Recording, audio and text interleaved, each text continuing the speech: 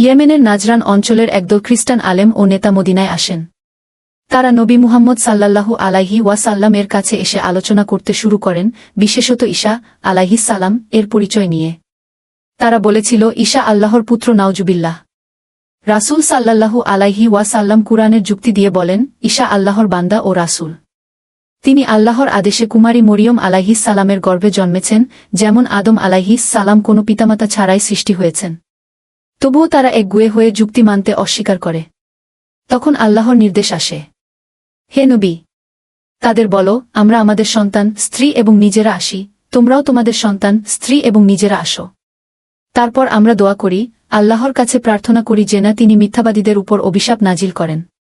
খ্রিস্টানরা ভীত হয়ে গেল।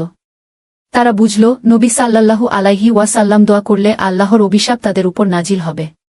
তাই তারা মুবাহেলা না করে শান্তি চুক্তি করল এবং জিজিয়া দিয়ে মুসলিমদের অধীনে নিরাপদে বসবাস করতে রাজি হল।